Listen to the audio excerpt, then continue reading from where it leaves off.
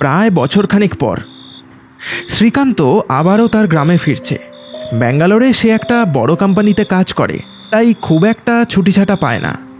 এবছর কোনো রকম ম্যানেজারের হাতে পায়ে ধরে এই কটা দিনের জন্য ছুটি পেতে সে সফল হয়েছে।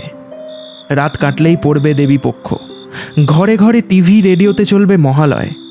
তাই শ্রীকান্ত খুবই খুশি। এতদিন পর শেষমেশ গ্রামের বাড়ির বিছানাটায় শুয়ে সে মহালয় শুনতে পারবে। এর চেয়ে বেশি আনন্দের জিনিস আর কী বা হতে পারে। গ্রামের রাস্তাটা দিয়ে হেঁটে যেতে যেতে সে চারিদিকে ফুটে থাকা কাশফুলগুলোর দিকে চেয়ে দৃশ্যটা উপভোগ করতে থাকলো। এই তো বেশ তাড়াতাড়ি চলে এসেছি এখানে, হাতে এখনও ঢের সময়। যাই, আগে শিবেন্দার দোকানে একটু গিয়ে বসি। গ্রামে ফিরে সবার আগে শিবেন্দার চায়ের কথাই মনে পড়ে। শ্রীকান্ত একটা জিনিস কখনো ভোলে না, শিবেন্দার চা। যখনই সে গ্রামে ফেরে তখনই সর্বপ্রথম সে শিবেন্দার দোকানে গিয়ে হাজির হয় চা খাবার জন্য। তাই প্রতিবারের মতো এবারেও সে গিয়ে হাজির হলো শিবেন্দার চায়ের দোকানে। শ্রীকান্ত দোকানের সামনে গিয়ে দাঁড়াতেই শিবেন্দা তার দিকে চেয়ে দেখল, তারপর বলল, আরে আরে আরে শ্রীকান্ত যে, আরে আরে বস বস বস, এই সেই কত দূর থেকে আসছিস। আমি আমি আমি আমি জানতুম তুই ঠিক আজ আসবি, তাই জন্য তো দোকানটা খুললুম। মনে আছে গতবার যখন এসেছিলি তখন আমাকে বলেছিলি যে এবছর মহালয়ের ঠিক আগের দিন তুই আসবি।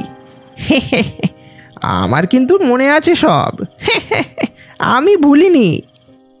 শিবেন্দা, সত্যি তোমার স্মৃতিশক্তি দেখছি সাংঘাতিক। কবে সেই কথাটা বলে গেছিলাম, তুমি ঠিক মনে রেখে দিয়েছ। তোর কথা কি করে ভুলি বল?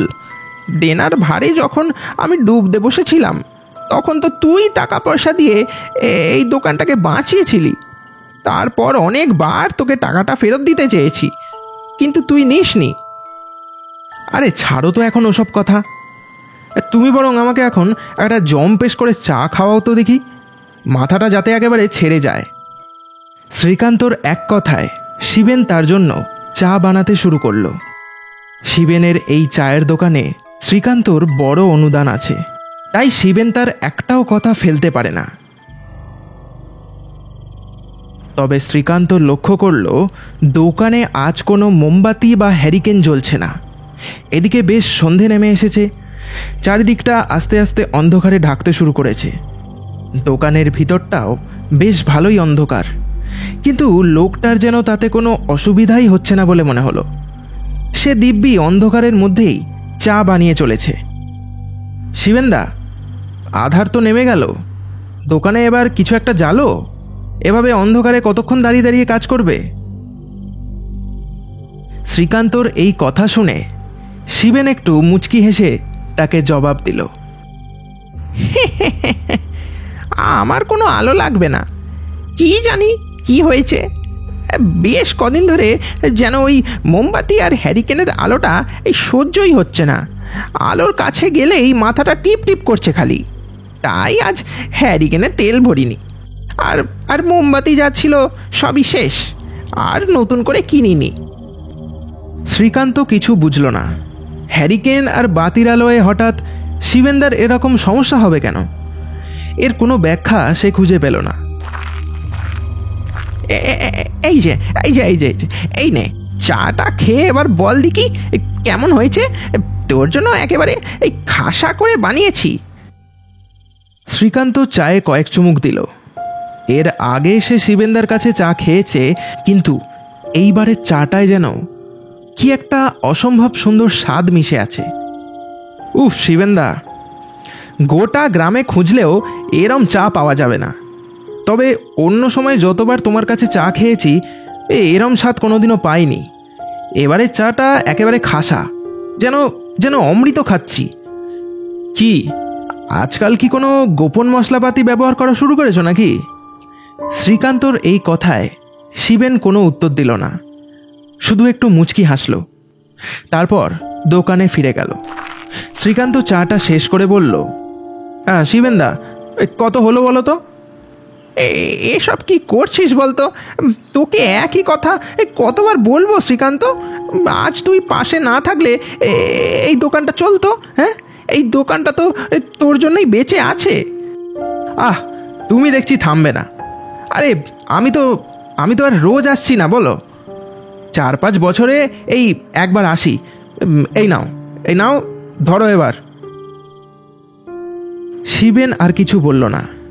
শ্রীকান্তর কাছ থেকে টাকাটা নিয়ে সে বলল, শ্রীকান্ত বাপ, একটা কথা বলার ছিল। ওই ওই কটা মস্তান তার সাঙ্গপাঙ্গদের নিয়ে এসেছিল একদিন।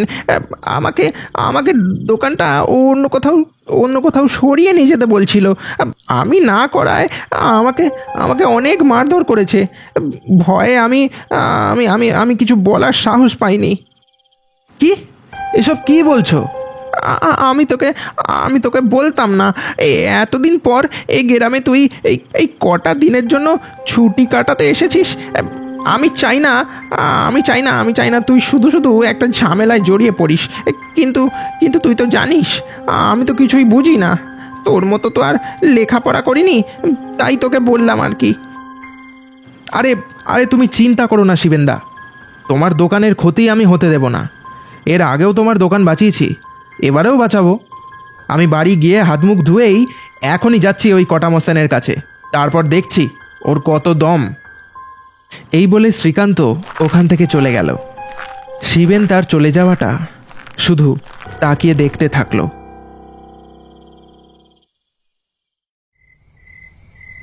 শ্রীকান্ত চলেছে কটা মস্তানের আড্ডায়। তাকে গিয়ে একটু শাসিয়ে আসবে, দরকার পড়লে সে পুলিশ ডেকে তাদেরকে গ্রেফতার পর্যন্ত করাতে রাজি। তবে আগেই সে কোনো আইনি ব্যবস্থা নেবে না, ভালোই ঠান্ডা মাথায় কাজ মেটাবে। কটা মস্তানের বাড়ির সামনে গিয়ে সে হাঁক ডাক শুরু করলো, কটাদা, ও কটাদা, বলি একবারখানি এসো দেখি, একটু কথা বলার আছে। চেঁচামেচি শুনে কটা মস্তানের একটা চেলা বেরিয়ে এসে দাঁড়ালো। কি হয়েছে? কি কটাদা বাড়ি নেই, পরে আসবে, এখন যাও দেখি এখান থেকে। আমি আজ কটাদার সাথে না দেখা করে ফিরবো না। আমি এখানেই দাঁড়িয়ে বরং ওনার জন্য অপেক্ষা করছি। এই ছোড়া, বড্ড বেশি বকো দেখছি তুমি। এখন এখান থেকে যাও, আর একটাও মুখের ওপরে কথা বললে এই লাঠির বাড়ি না। অত বাগা, কিভাবে লোকের সাথে কথা বলতে হয় এখনো শিখলি না দেখছি। এরকম ব্যবহার করলে লোক আমাদের পাশে থাকবে কি করে শুনি? যা, তুই এখন ভেতরে যা, আমি এসে গেছি, আমি দেখে নিচ্ছি। শ্রীকান্ত চেয়ে দেখল কটা মস্তান এসে দাঁড়িয়েছে। লোকটাকে দেখে তো সুবিধের মনে হয় না, দেখলেই মনে হয় যেন লোকটা দিনে দুপুরে মানুষ খুন করে। চোখে মুখে তার কুকর্মের ছায়া যেন থেকে থেকে ফুটে ওঠে। হ্যাঁ, কি দরকার বল এবার। আপনি শিবেন্দাকে মারধর করেছেন কেন তা আমি জানতে চাই। তোমার নিশ্চয়ই কোথাও একটা ভুল টুল হচ্ছে, বুঝলে? সেদিন রাতেই তো শিবেনকে আমরা উপরে পৌঁছে দিয়ে এসেছি, বুঝলে কি না? তা হলো ধরে নাও দিন 15। ওর দোকানটা তো এবার ভেঙে গুড়িয়ে ওখানে আমি আমার চোরাই মদের ব্যবসা শুরু করবো, বুঝলে কি না? এবার কিন্তু বাড়াবাড়ি করছেন মশাই। এতক্ষণ আপনাকে সম্মান দিয়ে কথা বলছিলাম, আপনি তো দেখছি সোজা কথার মানুষই না। একটা জলজ্যান্ত মানুষের ব্যাপারে আপনি এ কথা বলতে পারেন না। তুমি মনে হয় গাঁজা ফাজা টেনেছো, তাই ভুলভাল কথা বলছো। শিবেন আর এই দুনিয়াতে নেই। ওকে সেদিন রাতেই তো আমি নিজের হাতেই খুন করে এসেছি। কতবার বোঝালাম, আমার কোনো কথাই শুনলো না। শেষে কিনা পুলিশকে জানাবে বলে আমাকে হুমকি দিতে শুরু করলো। ব্যাস, আমি আর নিজেকে ঠিক রাখতে পারলাম না, ছুরিটা বার করে চালিয়ে দিলাম গলায়। আমি বহুদিন ধরে এই ব্যবসায় আছি, বুঝলে কিনা? নানান জায়গায় আমার বেশ কটা দোকান আছে, কেউ বাধা দেওয়ার সাহস করেনি আজ অব্দি। আর আমার ব্যবসায় বাধা দেবে এরকম দুঃসাহস যে করবে তার হাল ঠিক ওই শিবেনের মতনই হবে, বুঝলে?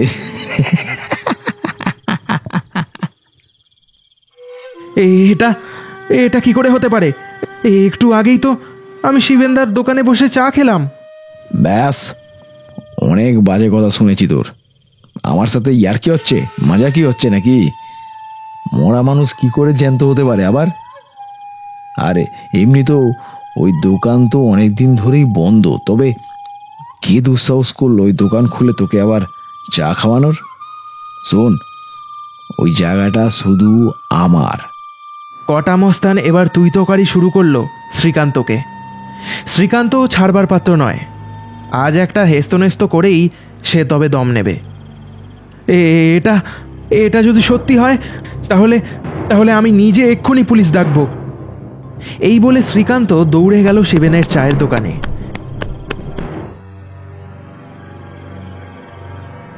সেখানে গিয়ে দেখল দোকানটা বন্ধ, চারিদিকটা থমথমে, কেউ কোথাও নেই। শিবেনদা, ও শিবেনদা, শিবেনদা! শ্রীকান্ত অনেকবার শিবেনকে ডাকাডাকি করল, কিন্তু কারোর কোনো সাড়া মিলল না। হঠাৎ তাকে ঘিরে দাঁড়ালো কটা পালোয়ান গোছের লোক, সবার হাতে লাঠি আর ছোড়া। এ তোমরা তোমরা কারা? এভাবে এভাবে আমাকে ঘিরে ধরেছ কেন? শ্রীকান্তর কথা শেষ হতে না হতেই সবার মাঝে এসে দাঁড়ালো কটা মস্তান।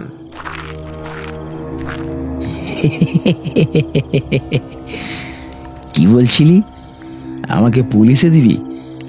আমার পথ যে আটকাবে তাকে আমি শেষ করে দেব, সে যেই হোক না কেন। আমার কাছে সব খবর আছে। এর আগে শিবেনকে টাকা দিয়ে তুই ওই দোকানটা বাঁচাতে সাহায্য করেছিলি, তাই না? তবে আর কিছু করতে পারবি না। শোন, তোকে তোকে বরং আমি ওর কাছেই পাঠিয়ে দিচ্ছি, গিয়ে দেখ যদি কিছু করতে পারিস। কটা মস্তান একটা বিশাল আকারের ছোড়া বের করলো কোমর থেকে, তারপর দাঁত খিচিয়ে এগিয়ে আসতে শুরু করলো শ্রীকান্তর দিকে। হঠাৎ সামনের তালগাছটা থেকে একটা ছায়া নেমে এসে দাঁড়ালো। তারপর দু একটা লোকের ঘাড় মোটকে তাদেরকে মৃত্যুর ঘুম পাড়ালো সেই ছায়ামূর্তি।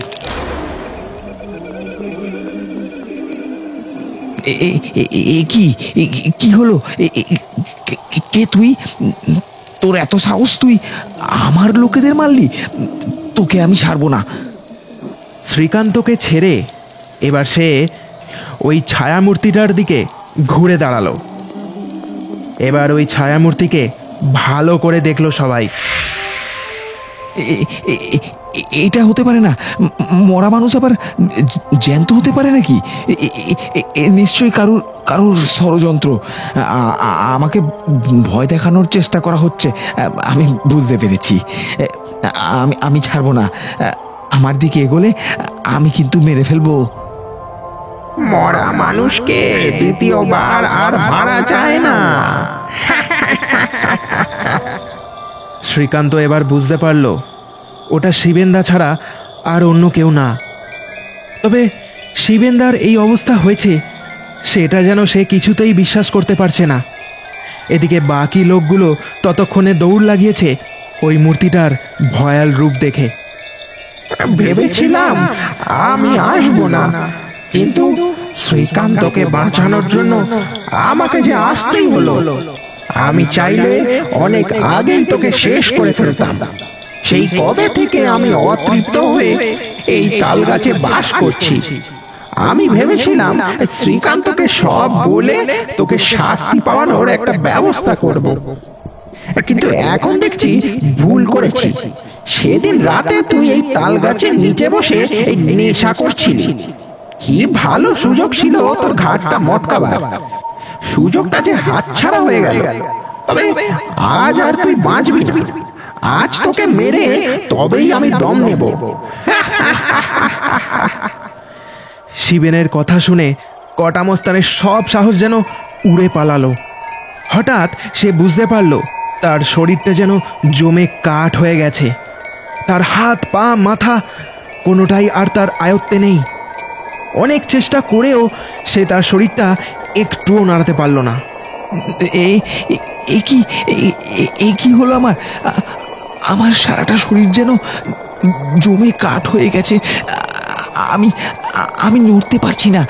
শিবেন শিবেন আমি স্বীকার করছি আমার তোমার সাথে এটা করা উচিত হয়নি। দয়া করে আমাকে ক্ষমা করো শিবেন, আর এই ভুল কখনো হবে না। তোর ভুলের কোনো ক্ষমা নেই। যা সুযোগ দেবার অনেক আগেই দিয়েছিল।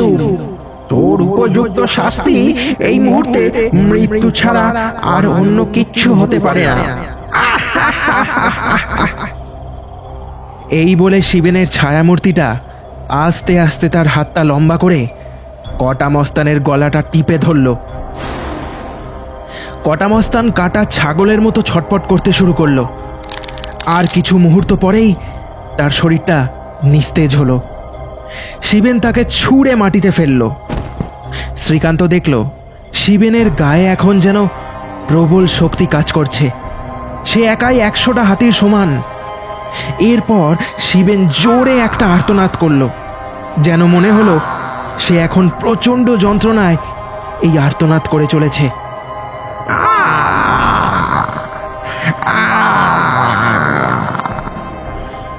শ্রীকান্ত লক্ষ্য করল ভোর হচ্ছে। আকাশে রাতের অন্ধকার চিরে ভোরের আলো দেখা দিয়েছে। একটু পরেই ঘরে ঘরে শুরু হবে মহালয়। কিন্তু সে লক্ষ্য করল শিবেনের ছায়ামূর্তিটা এবার আস্তে আস্তে যেন হাওয়ায় মিশে যেতে শুরু করেছে। তার সাথে সাথে এক প্রবল বেদনাদায়ক আর্তনাদে ফেটে পড়ল চারিদিকটা।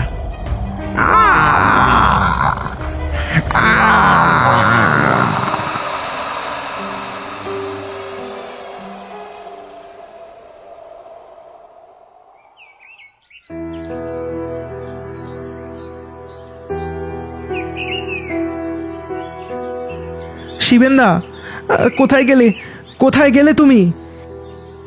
কোনো কারোরই সাড়া পেল না সে। দেবীপক্ষের আগমন ঘটেছে।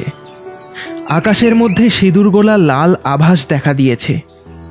দূর থেকে মৃদুস্বরে হাওয়ায় ভেসে আসছে সেই ধ্বনি, যার জন্যে মানুষ গোটা একটা বছর ধরে অপেক্ষা করে থাকে। শ্রীকান্তর মনে আছে, ছোটবেলায় তার মা বলতো মহালয়ার প্রথম আলো ফোটা মাত্রই সব অতৃপ্ত শক্তিদের বিনাশ হয়। তাই পূর্বপুরুষদের আত্মা শান্তি কামনা করার জন্য ভোরবেলা সবাই তর্পণ করে। শিবেনের কথা ভেবে শ্রীকান্তর মনটা একটু খারাপ হতে শুরু করলো। এবারের পুজোতে তার আর আনন্দ করার কোনো ইচ্ছাই নেই।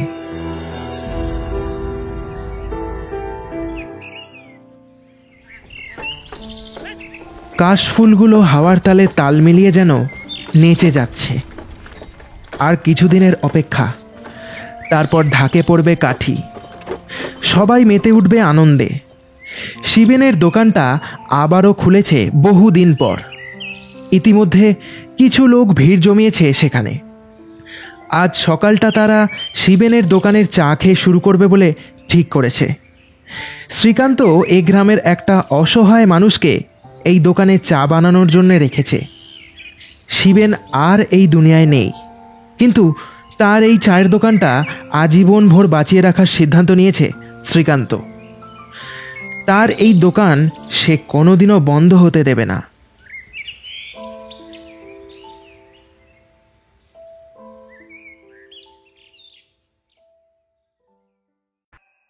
শেষ হলো ভৌতিক মায়াজালের আজকের গল্পের পরিবেশনা। গল্পটা কেমন লাগলো সকলে কমেন্ট করে অবশ্যই জানিও।